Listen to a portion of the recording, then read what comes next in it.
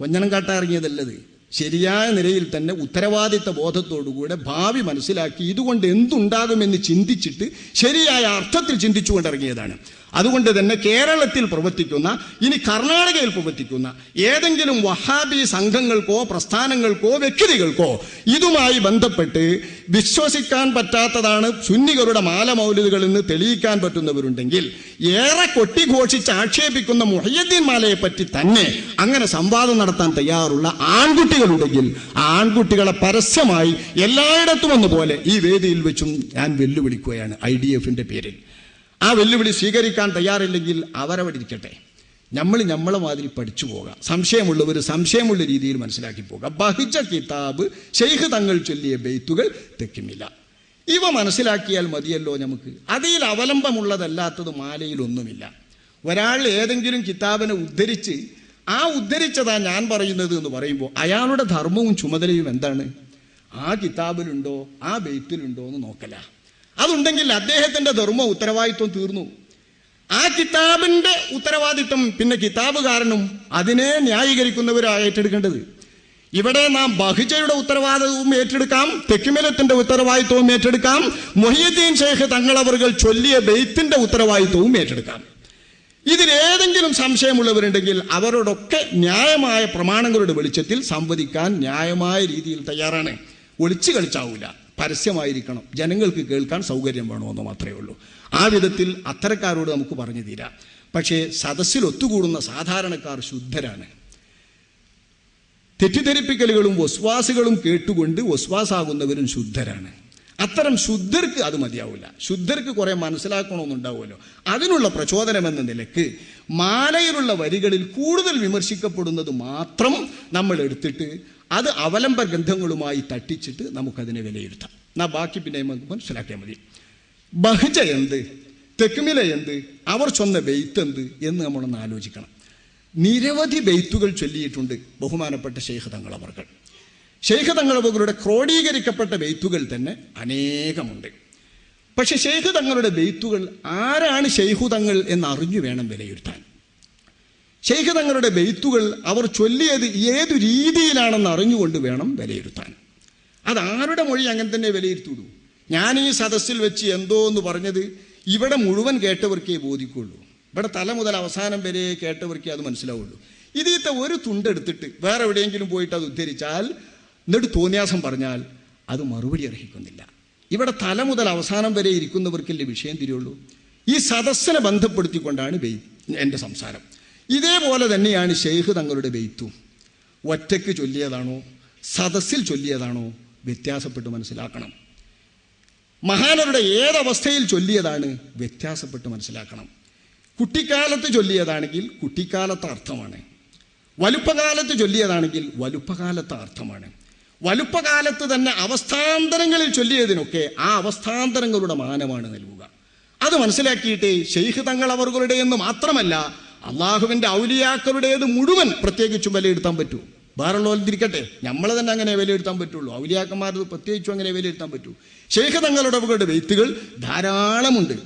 ഫുആദും ബിഹി ശംസുൽ മഹബ്ബതി ത്വാലിഉ വലൈസ ലിനജ്മിൽ അദ്ലി ഫിഹി മവാഖിഉ എന്ന് തുടങ്ങുന്ന ഐനിയ ഖസീദ, ഐനിയ ഖസീദ, അൽ മൻദൂമ വസീല, അൽ ഖസീദത്തുൽ ഹിംദിയ, അൽ മൻദൂമത്തു ഷരീഫ തുടങ്ങിയിട്ടുള്ള പ്രത്യേക കാവ്യങ്ങൾ തന്നെയുണ്ട്.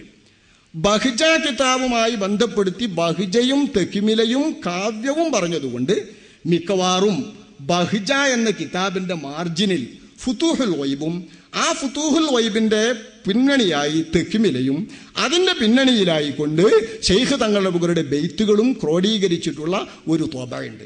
ഈ ത്വബ ആണ് ഖാദി മുഹമ്മദ് എന്നവർ അവലംബമാക്കിയത് എന്ന് കണ്ണുള്ളവർക്കൊക്കെ ഇത് രണ്ടും തമ്മിൽ ഒത്തിച്ചിട്ട് മനസ്സിലാക്കാൻ കഴിയും. ഒറ്റ കോപ്പി പുസ്തകം, ഒറ്റ കോപ്പി കിതാബ്. ആ കിതാബിൽ അവലംബ ഗ്രന്ഥം ബഹിജ, ബഹിജയുടെ സൈഡിൽ മാർജിനിൽ ഫുതൂഹുൽ വൈബ്, ശൈഖ് തങ്ങളുടെ മറ്റൊരു കിതാബ്. ഫുതൂഹുൽ വൈബിൻ്റെ കൂടെ തെക്കിമില, തൻ്റെ മക്കളോട് വസിയത്ത് ചെയ്ത തെക്കിമില. ആ തെക്കിമിലക്കു ശേഷം ശൈഖ് തങ്ങളുടെ ഒരുപാട് കവിതകൾ. ഇത് ക്രോഡീകരിച്ചിട്ടുള്ള ത്വബ ആയിരിക്കും ബഹുമാനപ്പെട്ട ഖാദി മുഹമ്മദ് എന്നിവർ അവലംബിച്ചത് എന്ന് നമുക്ക് മനസ്സിലാക്കാം. ആ ത്വബയിൽ അല്ലാതെയുമുണ്ട് ബഹിജ ഒറ്റക്കും. ഫുതൂഹുൽ ഗൈബും ബെയ്ത്തുകളും വേറെയും ബെയ്ത്തുകളല്ലാതെയുമുള്ള പല തൊബകളും എൻ്റെ കയ്യിൽ തന്നെയുണ്ട്. ഇത്തരം ബെയ്ത്തുകളും ബഹ്ജയും തെക്കിമലയും ഒത്തു നോക്കിയാൽ അതിലില്ലാത്ത ഒരു വരിയും മുഹിയുദ്ദീൻ മാലയിൽ 155-ലില്ല. അതിലുള്ള പലതും ഒഴിവാക്കിയിട്ടുണ്ട് താനും. ഒഴിവാക്കിയത് അർത്ഥപൂർണമാണെന്നർത്ഥം. ഇദ്ദേഹത്തിൻ്റെ കവിത പോയിട്ട് രണ്ടാമത് പറയുന്നത് ഒന്നാമത്തത് അവർ ചൊന്ന ബെയ്ത്തിന്നും, ഒന്നാമത്തത് അവരുടെ ബെയ്ത്ത്. ശൈഖ് തങ്ങളവരുടെ ബെയ്ത്ത് പഠിക്കണം. ശൈഖ് തങ്ങളവരുടെ ബെയ്ത്ത് പല അവസ്ഥയിലുണ്ട്. അദ്ദേഹം ചൊല്ലിയ ബെയ്ത്തുകളിൽ ചിലത് വലഹു ഫി ശത്ഹി, ശൈഖ് തങ്ങളവർക്കുള്ളതാണ് തൻ്റെ ശത്ഹിൻ്റെ വേളയിൽ എന്ന് പ്രത്യേകം ചൂണ്ടിക്കാണിക്കാം. ഔലിയാക്കന്മാർക്കുള്ള ഒരു പ്രത്യേക വേളയിൽ അവർ മൊഴിയുന്ന മൊഴികളാണ് ശത്ഹി, ശതഹാത്ത് എന്ന പേരിൽ ബഹുമാനപ്പെട്ട ഇമാമുകൾ വിവരിക്കുന്നത്.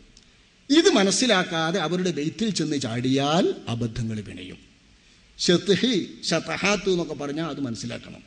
അല്ലാഹുവിൻ്റെ ഔലിയാക്കന്മാരുടെ ചില അവസ്ഥകളിൽ പറയുന്ന വാക്കുകൾ ആ വാക്കിൻ്റെ ബാഹ്യമായ അർത്ഥതലങ്ങളിൽ എടുത്താൽ അവർ കാഫിറാണെന്ന് വരെ വിധി എഴുതേണ്ടി വരും.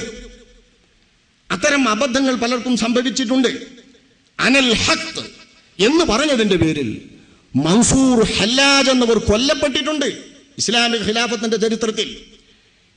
ഖിലാഫത്തിന്റെ ചരിത്രത്തിൽ മുസ്ലിം ഖലീഫ മുസ്ലിം പണ്ഡിതന്മാരുടെ ഫത്വ പ്രകാരം മൻസൂർ ഹല്ലാജിനെ കൊന്നത് ഹല്ലാജ് എന്നവർക്കുള്ള ആ വാക്യത്തിന്റെ അവസ്ഥയും ഉദ്ദേശവും മനസ്സിലാക്കാൻ ഒരിക്കലും ആ പണ്ഡിതന്മാർ തയ്യാറാകാതിരുന്നത് കൊണ്ടാണ്, വിമർശിച്ച പണ്ഡിതന്മാർ തയ്യാറാകാതിരുന്നത് കൊണ്ട്.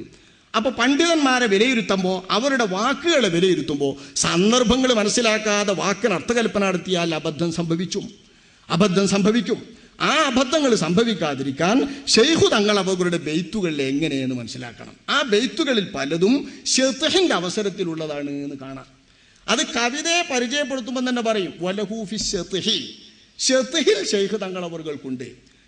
അദ്ദേഹത്തിലേക്ക് ചേർക്കപ്പെടുന്നത് ശതഹാത്തിഹി, അദ്ദേഹത്തിന്റെ ശതഹാത്തിൽപ്പെട്ടതാണ് എന്ന് ചിലയിടത്ത് കാണാം. എന്താണ് ശത്ഹ്? ഇബാറത്തുൻ അൻ കുല്ലി കലിമത്തിൻ അലൈഹാ റായിഹത്തു റുഊന